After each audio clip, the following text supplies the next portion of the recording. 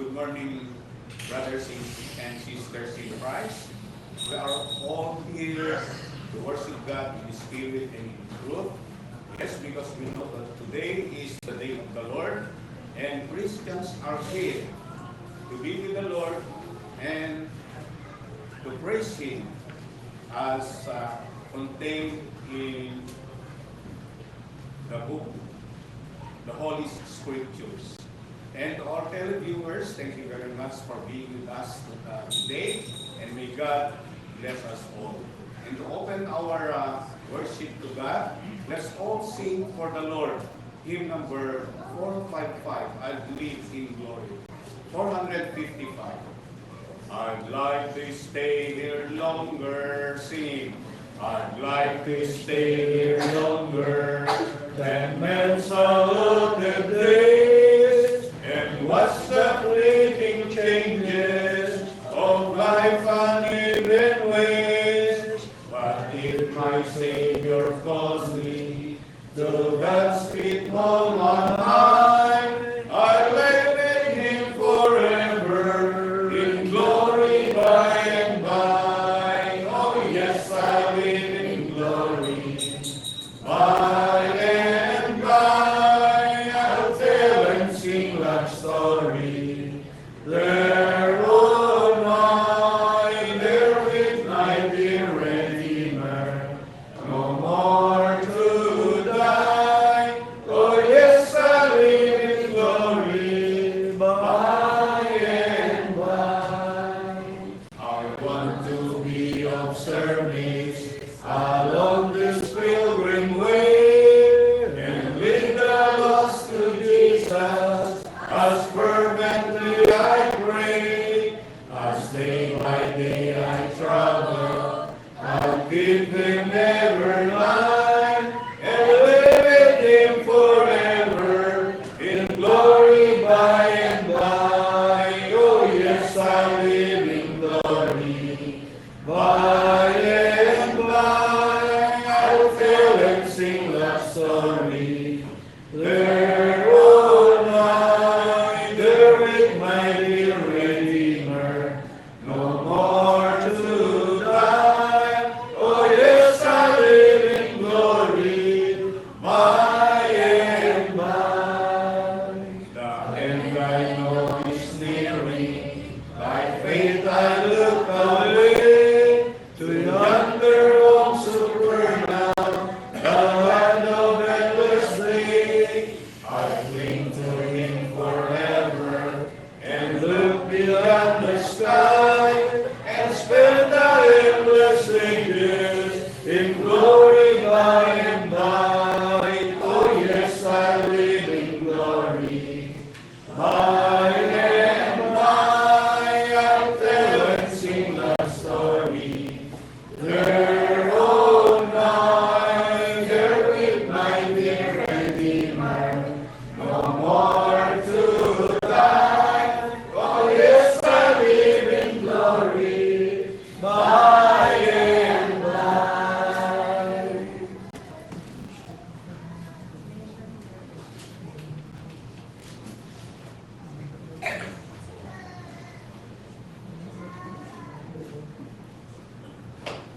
$667, Lord, I believe. The cover of our hymn book. Lord, I believe.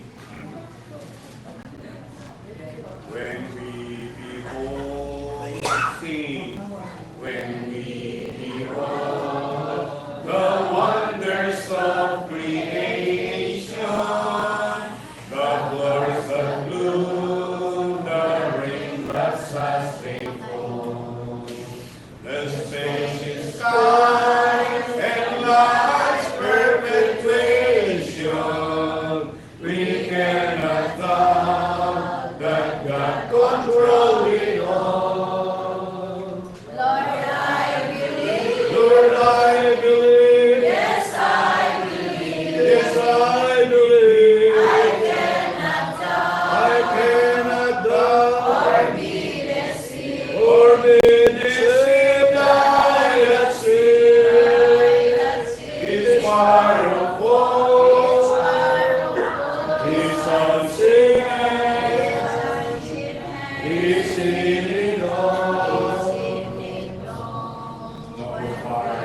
and mine, by mortal calculation, could frame the truth revealed within His word. In every grace of nature's operation, thy voice of God in mystery can be heard. Lord, I believe. Lord, I believe. Yes, I believe. Yes, I believe. I cannot doubt I cannot doubt or be deceived. or be deceived. I have seen I have seen His powerful, His powerful, His unseen hand, His unseen hand, His hidden all. when we perceive That state of alienation in which the soul from the old God was lost. We must live by heaven's ordination. Our Lord redeemed and paid the bigger cost. Lord, I believe. Lord, I believe. Yes, I believe. Yes, I believe. I cannot doubt I cannot doubt or be deceived. or be deceived. I have seen I have seen His powerful, His powerful, His unseen hand, His hidden all. Some days are filled with joy and expectation. Some days are dark with cares we are beset. In hours of joy or hours of tribulation, be with us, Lord, lest we forget. Lord, I believe. Lord, I believe. Yes, I believe. Yes, I believe. I cannot doubt I cannot doubt or be deceived. or be deceived. I have seen I have seen His powerful, powerful, His unseen hand, unseen hand. His hidden all. Shall we call Brother Andy for the opening prayer?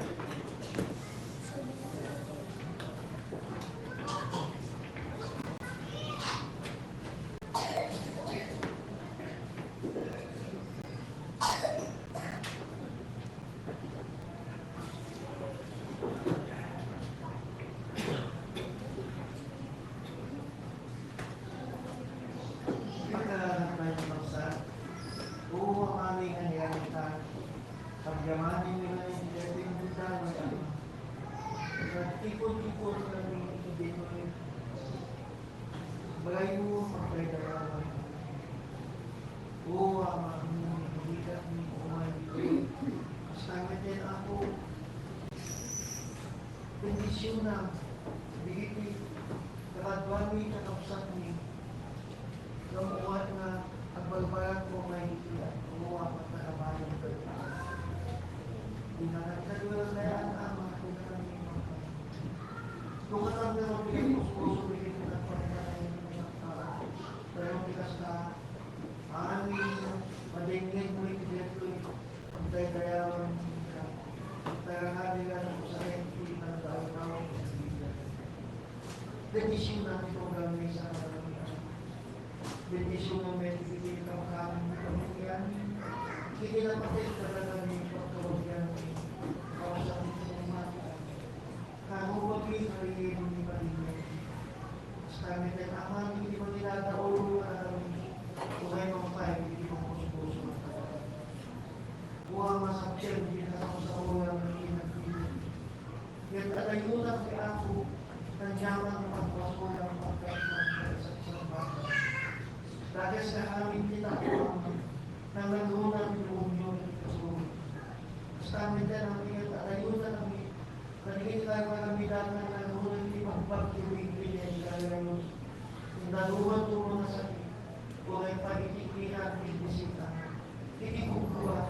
tinatulungan ng pagdagsan ng pakadadailan niya.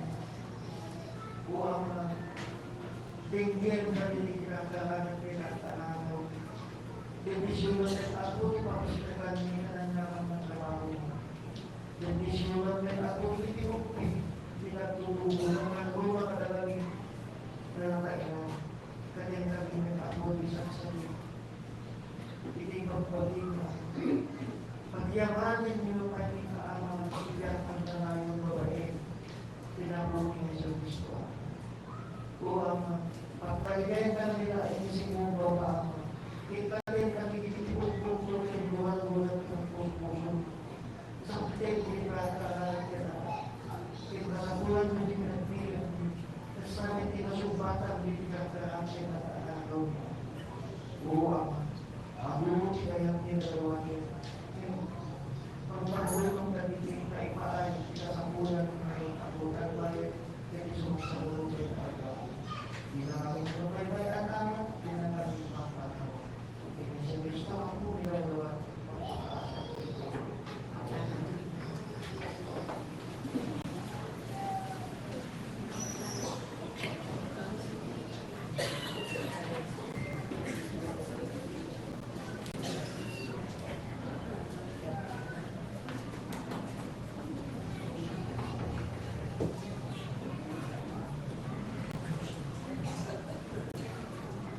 Our next song, 43. Hymn number 43, More About Jesus. 43. More about Jesus would I know, see. More about Jesus would I know. More of His grace to others show. More of His saving fullness see. More of His love would die for me. More about Jesus.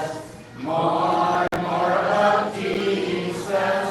More of His saving fullness see. More of His love who died for me. More about Jesus, let me learn. More of His holy will discern. Spirit of God, my teacher be, showing the things of Christ to me. More about Jesus. More about Jesus. More of His saving fullness see. More of His love who died for me. More about Jesus in His word. Holding communion with my Lord. Hearing His voice in every line.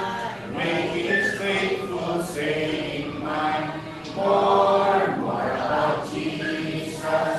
More about Jesus. More of His saving fullness see. More of His love who died for me. More about Jesus on His throne. Riches in glory of His own. More of His kingdom sure increase. More of His loving Prince of Peace. More about Jesus. More about Jesus. More of His saving fullness see. More of His love who died for me.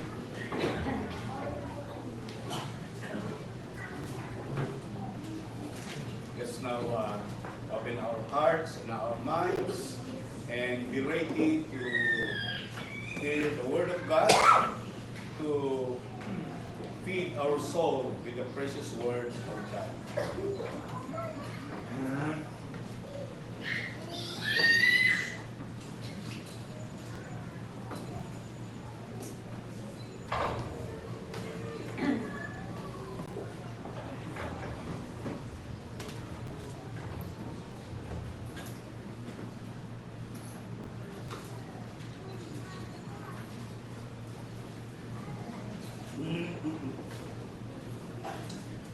Good morning. Good morning. Good morning. Magandang umaga sa ating lahat mga kapatid. Yung umatang namin, mga wahingay banat, tawid, cellphones off na. Cellphones off na. Cellphones off na. Tapos pakihawak na yung mga bata. Hindi na.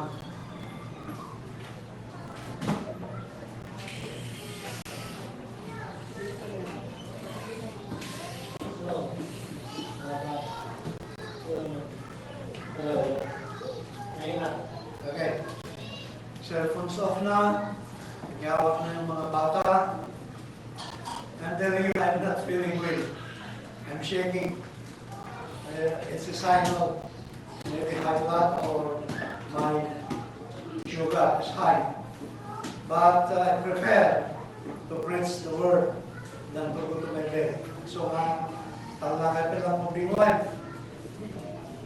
Kakawatan tayo, huwag kayo naman masyadong maingay. Yung mga cellphone, pakiwas na lang muna. Full eyes here. We'll continue our study on the book of Gospel of Mark. And we are now in chapter 10. I will not stay long. Just to remind you that Jesus said, what? You search the scriptures. Why? Because you think that in them you have what? Eternal life. And it is that testifying of me. So that's the reason why we have our Bibles, and those who do not have, please let us know so that we can give you. It's free. Para walang reklamo pagdating ng Panginoon, Lord, wala kasi akong Bible. Hindi. Bibigay kayo ng Biblia ng walang Bible sa inyo. Kaya let us know, yung mga elders, mga kapatid, kung gusto ninyo na magkaroon kayo ng Bible, ay taas lang kamay para puntahan kayo ng mga kapatid. Sinong mga walang Bible, nangangailangan, taas ng kamay, tingnan lang ni Brother Lino, puntahan na kayo. Wala? So lahat tayo may Bible. Okay? So again, we encourage everyone to read our scriptures, and for the reason that Jesus said, by them you have eternal life. What we have right now, what kind of life is this? A very short life. How short is short? I do not know.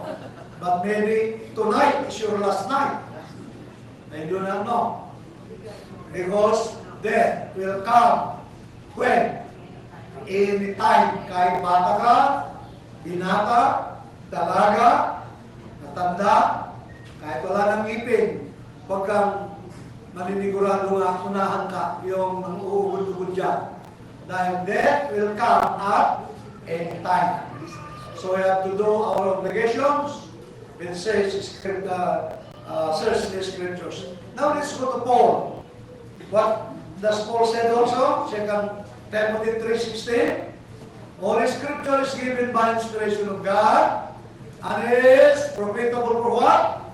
For doctrine, for reproof, for correction, for instruction in righteousness, that the man of God, look at that, that the man of God may be complete, thoroughly furnished for every good work. Not because you are now a man of God, enough is enough.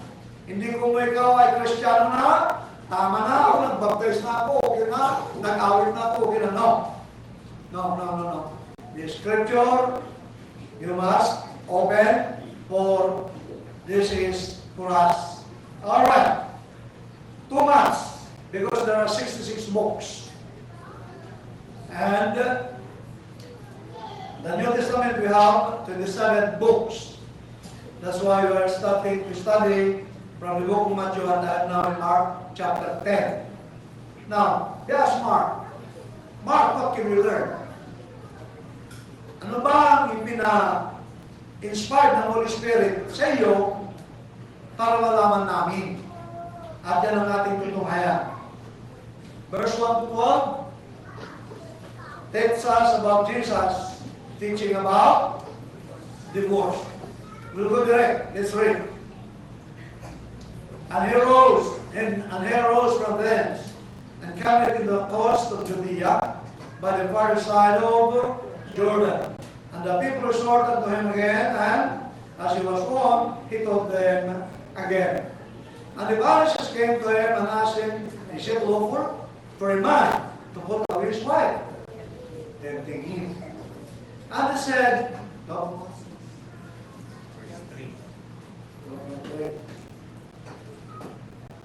And he answered and said unto them, what did Moses command you?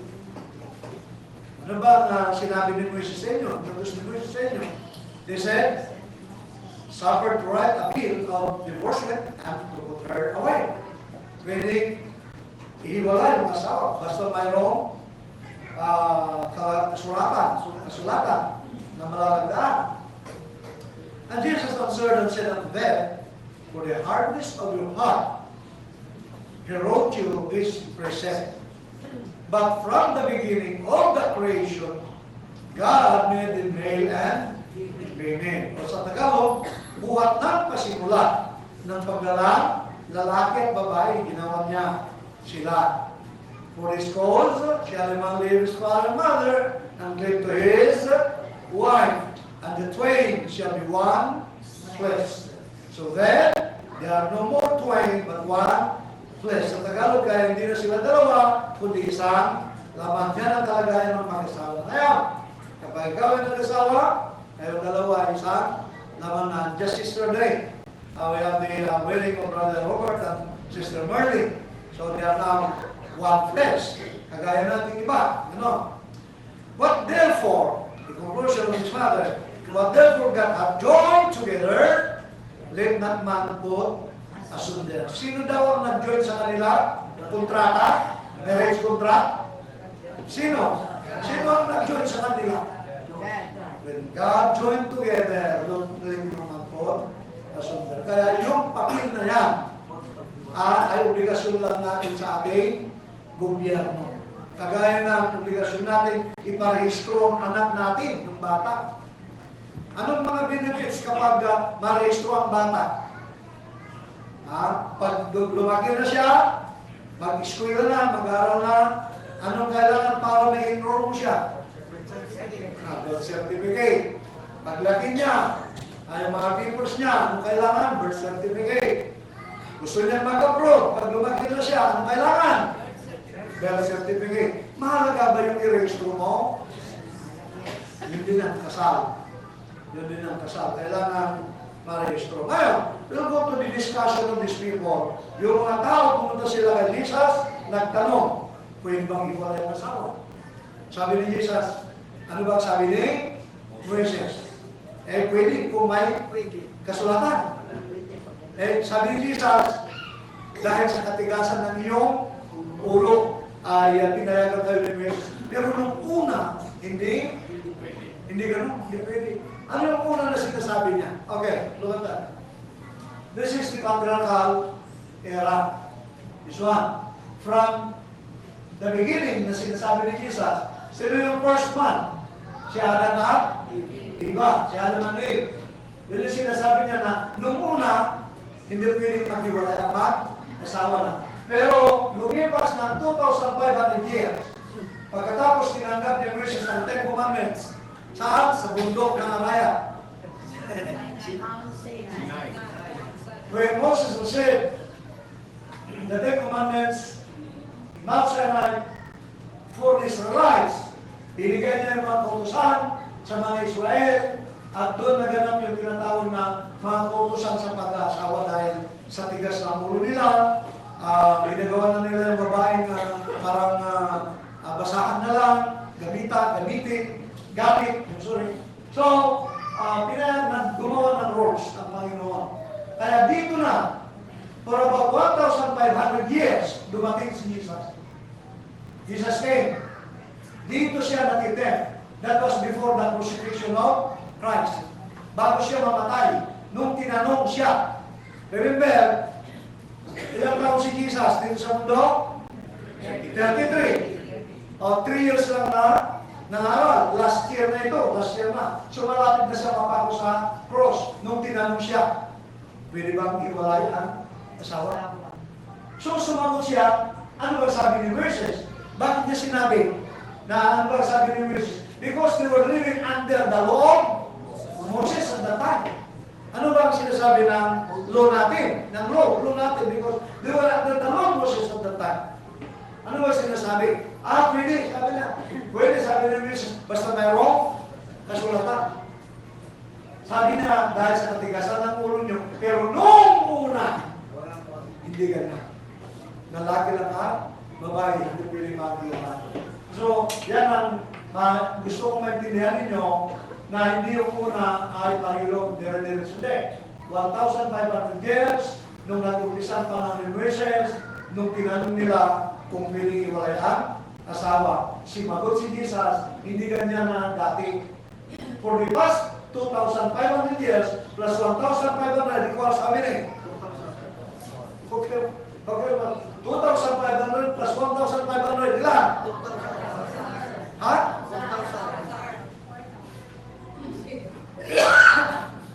2,500 plus 1,500 equals? Almost 4,000 years. Nung sinabi ng Diyos, for what God has joined together, let no man separate. Alright, pagkatapos yun, umalis na doon sa lugar. Umalis na sila doon. Thank you. Nung umalis na sila doon, nasaan na sila ngayon? They are in the house. They are now in the house. Nasa bahay na sila. Lumapit na ngayon mga disciples at nagtanong. Tinanong nila yung tungkol sa bagay na ito. And he said unto them, nilinaw niya, whosoever shall put away his wife and marry another, commit adultery against her. And if a man or woman shall put away her husband and be married to another, she commits adultery. Nulit na yun. Yan ang exactly nasa Matthew chapter 19 verse 9. Ano sabi niya?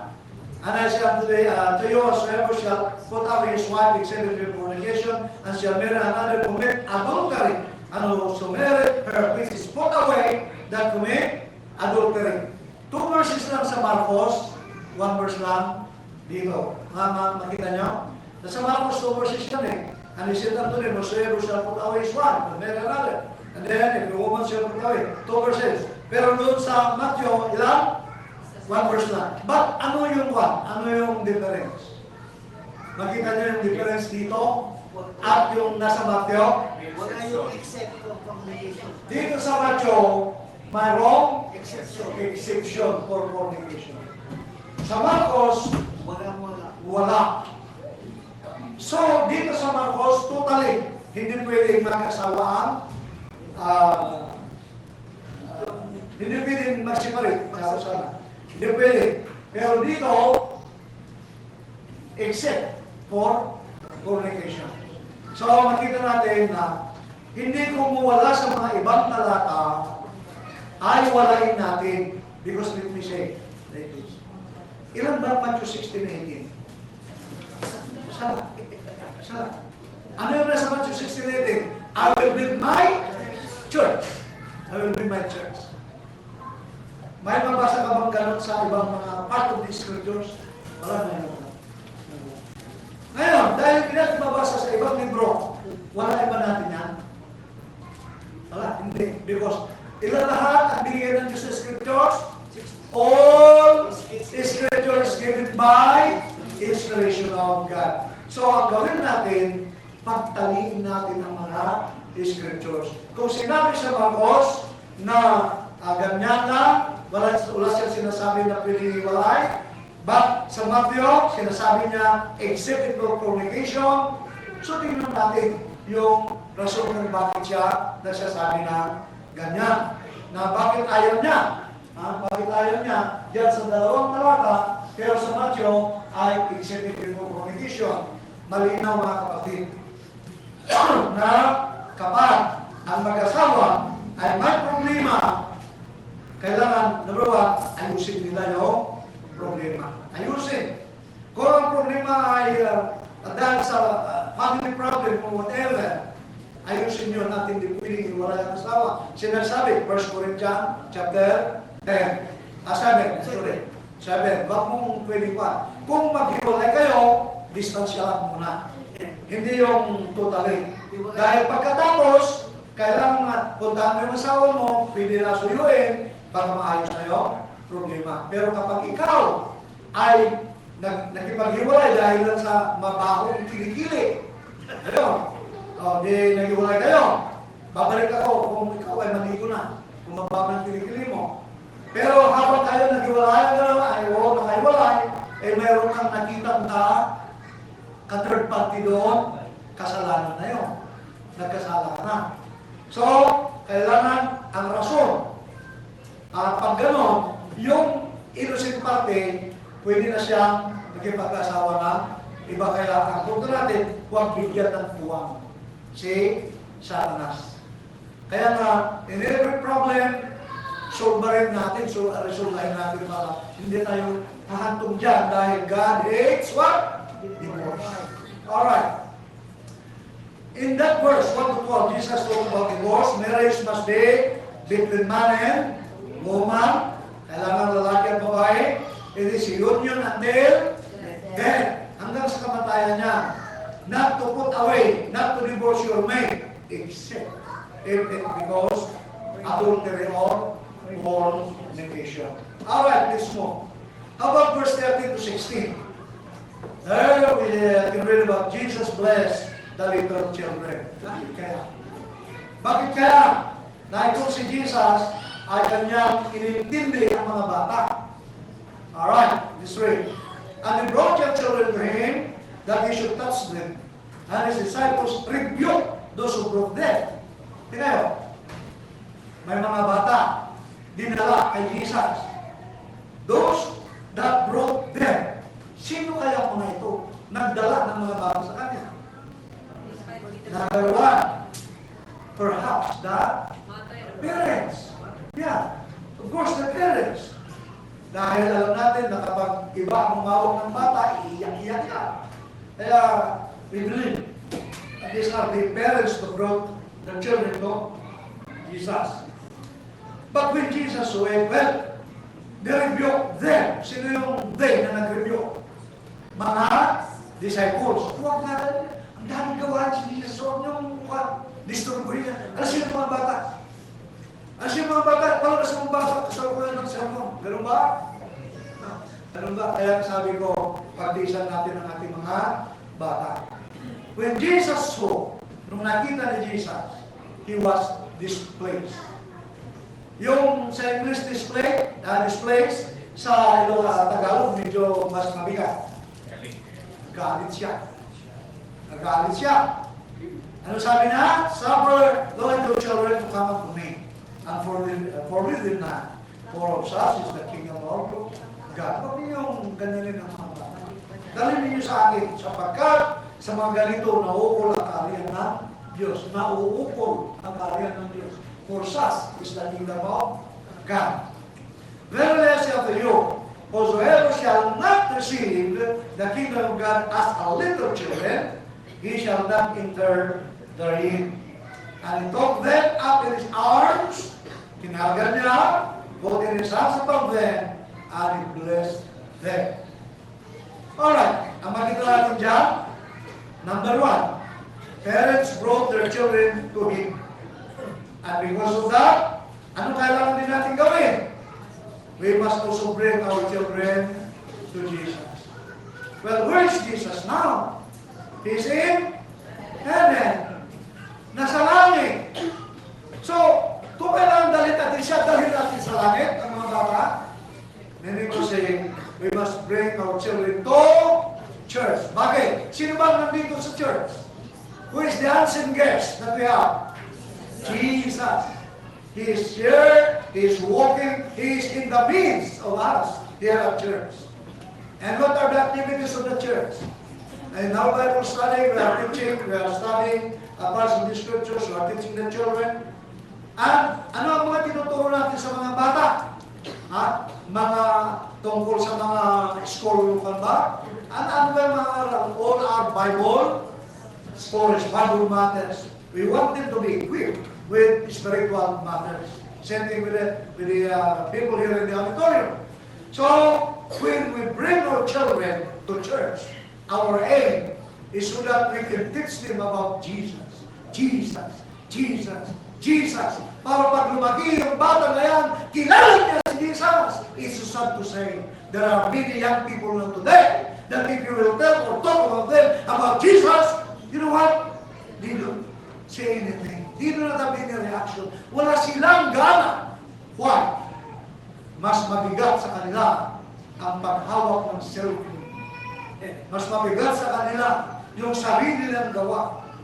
But never na kung magtanong ka sa kanila about Jesus, wala silang pakialam. Napakasakit po yun. Totoo yung mga kapatid. Now, tell you, when Jesus is in the family, what? Happy, happy. But if Jesus is not in the family, what do you have? Demonyo.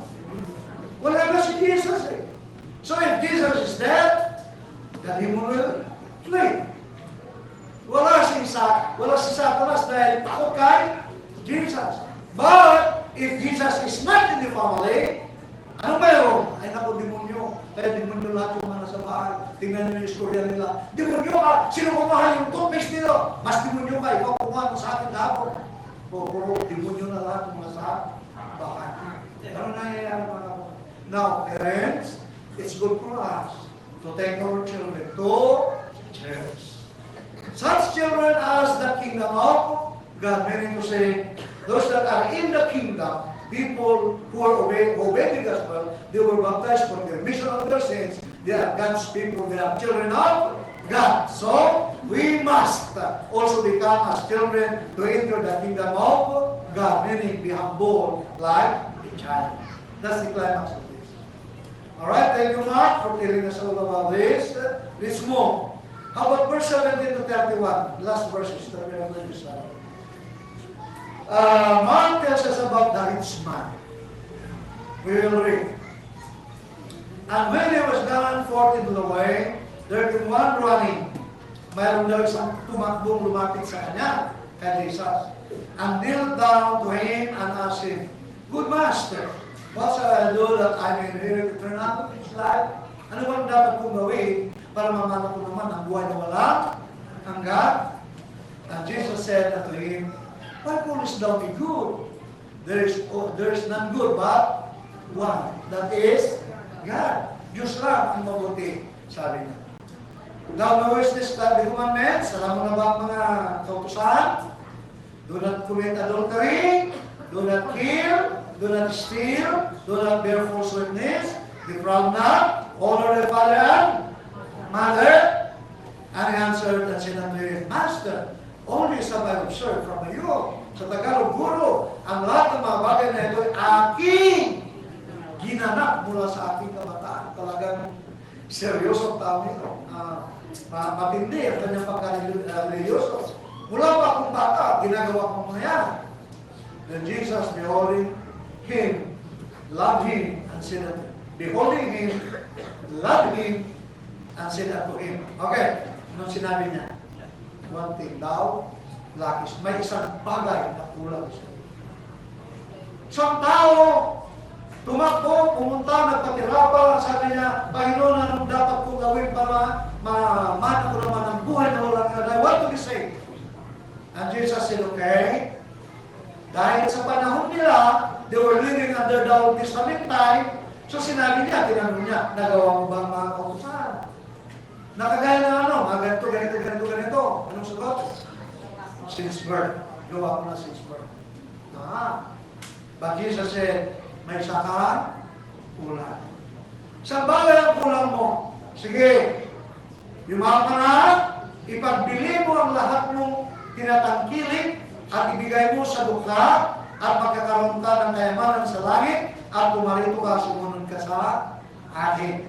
Come on, go. Sell whatsoever thou hast and give to the poor, and thou shalt have treasure in heaven. And come, take up the cross and follow me. And he was sad at that saying. Why? He went away grieved. Why? for he had great possessions. Mayaman ang taong ito. Sabi niya, sapagkat siya isa, may maraming mga pag-ahari. And Jesus looked around. Nung umalis siya, si Jesus, tinignan niya yung mga kinakausap niya. Tinignan niya sa isa. At ang sabi niya, how hardly shall they that have riches enter the kingdom of God. Kay hirap na pumasok sa karya ng Diyos ang mga may kayamanan. Hirap. And the disciples were astonished at his words. Gulat sila sa kanyang sinabi. At dahil dyan, Jesus answered again and said unto them, surely, how hard is it for them that trust in riches to enter into the kingdom of God? I'm telling you. Kaya huwag niyong hangarin, yun ang punto niya. Huwag niyong hangarin na maging mayaman kayo dahil mahirap mailigtas ang taong may ganyan. It is easier. Mas magaan pa sa isang kamilyo na dumaan sa butas lang, parayo, kaysa isang mayaman ang pumasok sa karya ng Diyos. And they were astonished out of measure, saying among themselves, what are you going to say? Ganon. Sino ngayon ang ma-iligtas? And Jesus looking upon them said, well, men, it is impossible, but not with God. Because for with God, what? All things are possible. Ang tingin ni Jesus, sabi niya, hindi malit sa mga tao. Tatapuan hindi gayon sa Diyos. Sapagkat ang lahat ng mga bagay ay may pangyayari sa Diyos.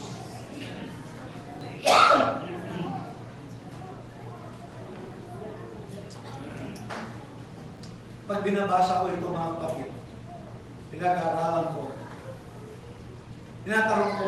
tinatanong ko yung sarili ko din, ako kaya, ano kaya ang lakis ko? Kung yung tao nyo, kaya meron ko ang kumpito na sa pag-hilingkod sa Panginoon, nakitaan siya ng Panginoon, meron isa pa, pagkukulang. Mga kapatid, maaaring hindi tayo mayaman sa buhay. Pero with all this story, kaya nga, ang tanong natin, ano ang pakay ng Diyos? Bakit niya ipinaisulat yan kay Marcos? Bakit niya ipinaisulat yan kung wala siyang pakay?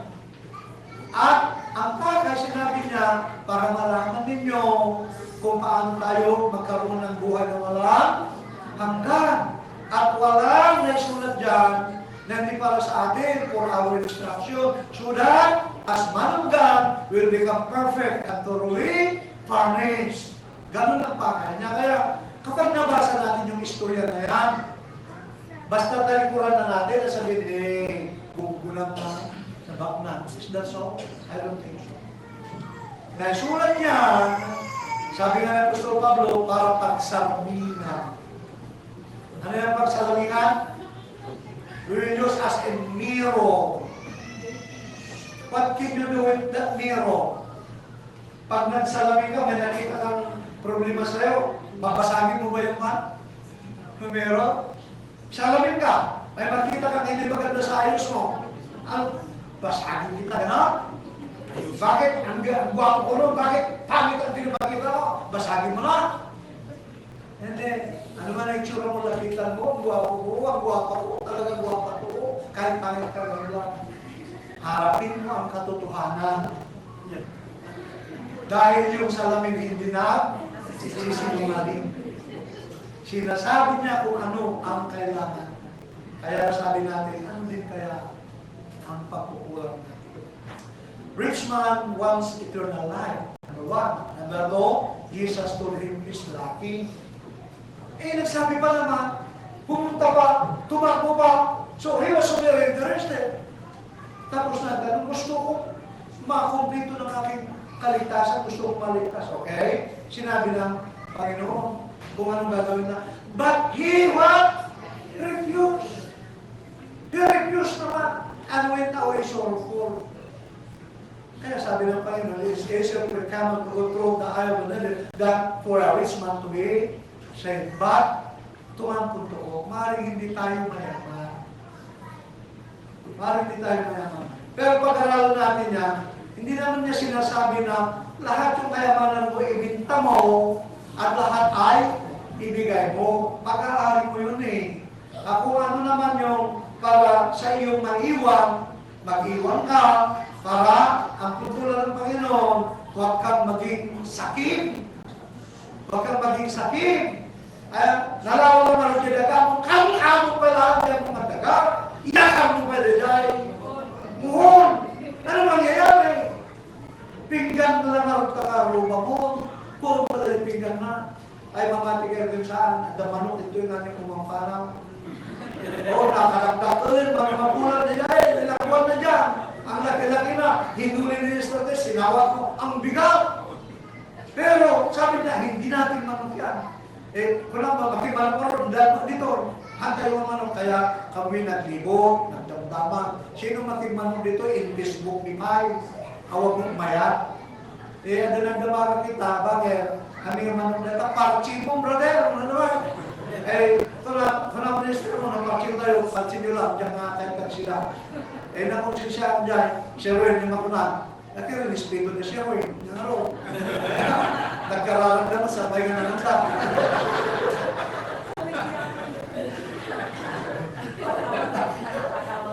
Nagpakawag naman, sabay nga na nagtap.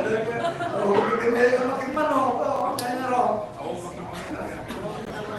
Later, kung manok lumot lang na, nakapulos na tayo din ka, anak kayo din liman. Kamali na kahit mo na, paabugol ni, parwalin ni, asok na yun. Manong bulan ni, nakalakay ko yun. So na, talaga kayo ni manispat sa awang mo bayat ni makikmanok. Hindi, na-hospital, pero ginawa din ang paraan. At inalagay namin sa social media, makikmanok na ito ako, kaya alayin nyo, awang mo bayat. Manalo kita ke parche mo brother. So dia cara nanti betul nanti mana. Nanti mana ya mana nagtabak na. SB dah kali. What I'm trying to say is that with regards to our position, kung ano man ang meron tayo, at kaya natin ng mag-share, wala naman masama. Yun ang sabi niya, na mag-share tayo at nakikita ko, marami sa atin ang gumagawa niyan. Kailangan natin gawin yan. Kung with regards to material blessings natin, hindi tayo mayaman. Pero bakit na? Kuminsan na nagagawa natin ng mag-share. Mag-share. Kaya masalamat. Hindi ko kayo inutusan, hindi ko inasahan, pero nakikita ko na ginagawa ninyo yan. Maraming salamat. But you know what? In other terms, baka meron pa tayong pagkukulang, hindi lang sa bagay na yun, na ayaw nating bitawan. Baka mayroon pa rin dyan, paborito pa rin niya ang remorse. Bitawan mo na yan. Amen. Kaya lakin mo yan. Sigarilyo, ikaw pa rin ay pupunta sa banyo. Ay ako maamon laon, kaasok na maamon. Bitawan mo na yan. Yung pulasisi mo, bitawan mo na yan. Yung pag-ugali mo, tulungan sana natin ng Panginoon na bitawan natin yung mga hindi magandang asal natin. Nakapaginutusan tayo, young people listen, nakapaginutusan tayo ng ating mga magulang, English na opo o tunay, gawin mo na. Anong sabi nila? Mamaya na. Sige na anak ko, mamaya na. Sige na anak ko, kailan yung mamaya na? Dumating ba? Hindi. Pero kapag sila mag-demand, mag-request, ang gusto nila ba? Bagay. Kung kayong kanyan, kayo rin ay lalaki. Kayo rin ay maging nanay. Kayo rin ay maging tatay. Maintindihan ninyo ang aking sinasabi, and that is why we are emphasizing to all of us. And if we do, hindi ako mag-bless. Tayo rin. Kapag tayo ay tutugon sa gusto ng Panginoon. Ako'y naniniwala na all of these things, pinasulat ng Diyos para maging gabay natin sa ating pamumuhay, pang-araw-araw, lalo na gumugulo ang mundo natin. Let's pray. And again, just to remind you, meron bang 20 to 31, benefits of those who follow Jesus. Ano naman na yun? Ang benepisyo niya ti gunbuna, ti sumurog kina po Isos. What is the benefits? We'll read. Then Peter began to say to him, Lord, we have left all and have followed thee. Ginawa namin. Iniwan kami ng aming mahal sa buhay. Sumunod kami sa iyo. Panginoon, may bisita ako sa bahay, iniwan ko. Naglingkod ako, pumunta ako sa church. Kahit meron akong importante, iniwan ko, naglingkod ako, nandito ako sa church. Ano naman ang mapapala ko? Anong mapapala? Yung mga susunod kay Panginoong Isus. Anong sagot niya kay Pedro? Jesus answered and said, Verily, I say unto you, there is no man that hath left house, or brethren, or sisters, or father, or mother, or wife, or children, or lands, for my sake and the gospel's. But he shall receive them what? 100-fold. Now, in this time, kahit sa buhay na ito, posible, sabi niya, houses, in house, brethren, and sisters, and mothers, and children, and lands, with persecutions. And in the world to come, eternal. Hindi lang dito, mo ma-enjoy ang benefits ng pag-follow mo kay Jesus. If you do things that Jesus wants us to do, you will enjoy the benefits of the spiritual blessings. And not only that, in the world to come, which is the eternal life. But many that are first shall be last, and the last first. Pasensyahan na lang. Pasensyahan na lang. Bakit? Dahil meron daw nauna, matagal na, pero magiging huli siya. At meron daw nahuli, kakukumbert na, pero paspas ang pag-arangkada niya sa pananampalataya, sa paglingkod, ayon sa Panginoon, siya ay magiging mauna. At ganun din ang tinatawag doon sa track and field. You know gano'n? Doon sa track and field, marami silang mag-start, di ba? Yung tapuhan. Marami silang mag-start. Kung minsan, nauna na, layo na. Pero nangyayari, sa gitna ng takbuhan, humina. Yung nahuli, hulimang pero humahabol. Nung nanghina sila, pero siya ay nagtitiis, ano nangyari? Unti-unti, siya ay nangungusan niya ang mga nauna. Mga kapatid, I do not know. Hindi ko alam ang ating kalagayan, but we must magpursige. Ganun pa. Ano tilo ka na yan? Magpursige tayo. Sa Ilocano, magalit tayo. Anusan tayo, di ba kailangan? Anusan tayo, adultigtor, sapulan tayo, pero anusan tayo, agigana na naturkos tayo. So, wala na, turkosan ti, tarayan. Turkosan ti, tarayan, kabakamang dilikala, kinggulguna nga, aguruhay. Abay! Dahil lahat na huminto sa takbuhan, walang dating akala. Bakit? Hindi sila nakarating sa finishing line. Ladies and gentlemen, friends, I do not know your problems. I do not know. At patay lang ang walang problema. Yung may bulag lang sa ilong, ang alam kong walang problema. So, this moment, I believe, bawat isa sa atin, mayroon tayong mga dinadagdag, either physical or spiritual. Meron tayong mga problema. And that is why we came to worship Him, to praise Him, and to appeal to Him. Sabi niya, tell me your problems. Kaya yan po ang aking conclusion sa mga magang ito. We have to remember, we are waiting for the coming of the Lord. But Satan, like what Brother Mark said a while ago, and thank you for that wonderful Bible study, Satan will not stop. Nandiyan. Hindi niya tayo pagbabayaan. Akala ko hindi ako makatayo. Akala ko hindi kayo makapunta. Nag-text lang ako, magkita tayo sa church. Salamat mga kapatid. Alam ko kahit walang text, o mayroong text, tayo ay magsamba dahil hinihintay tayo ng ating Panginoon. Ayaw niya tayong mapawala pa sa ating paglilingkod sa Kanya. So you have to do things that are, that you want, so that we can reach our eternal and home in heaven. May the Lord allow us, for those who are not yet members of the Lord's Church, For those who are being baptized for the remission of your sins, we encourage you. Why? Because the Savior is holy. Sabi nga kayo sa akin, come unto me, and I will give you what? Rest for your soul. Stand up with me, and we'll sing a song, The Lamb of God. And if anyone here would like to read us letter and want to be baptized, we are ready to have you. Sa mga nanonood, kung kailangan din po ng assistance namin, let us know. We are ready to assist you. Your only Son, no sin to hide, but you have sent from your side to work around this guilty Son, and to become the Lamb of God.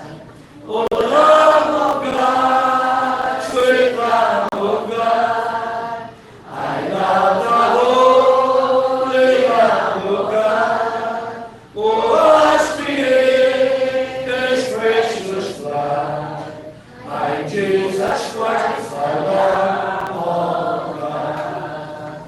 Your people love, they crucified, they love and scorn, they crucified, the humble King, they made my crown, and sacrificed the Lamb